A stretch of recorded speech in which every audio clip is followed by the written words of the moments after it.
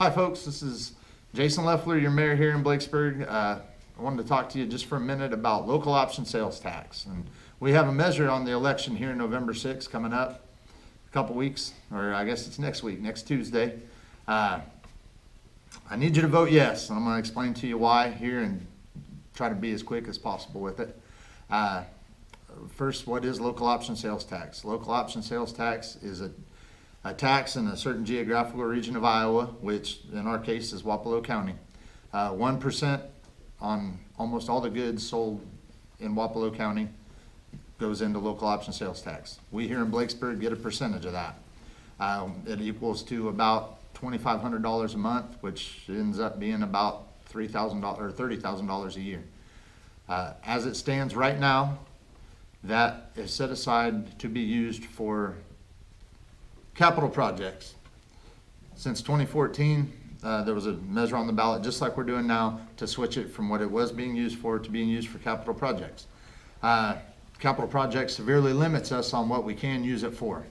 So what we want to do is switch the usage from capital projects to general fund relief. The reason we want to do this is in 2013, the city overspent its budget by almost $100,000.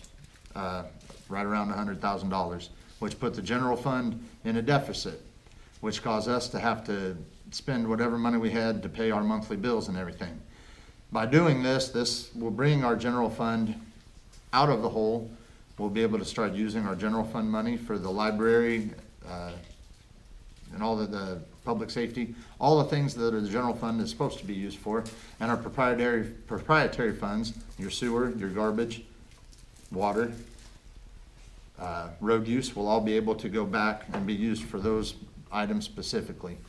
What we started in 2013 after the budget was overspent by so much was deficit spending. Okay, deficit spending is kind of a gray area as pertains to the state. It's something that they don't recommend you do, but in our case, we have to do that just to get by. Last year we did attempt to cut a lot of things out of the general fund budget to try to get it back, and we have cut into the deficit a little bit, but not enough. At some point the state will come in and say, listen, the way you're operating, you can't operate anymore. You have to get your budget in line.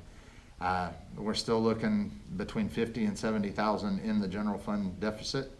So by passing this measure, by voting yes, for us to change what we use our local option sales tax money for, we'll be able to get the general fund out of the hole and start operating the way the city's supposed to be operated.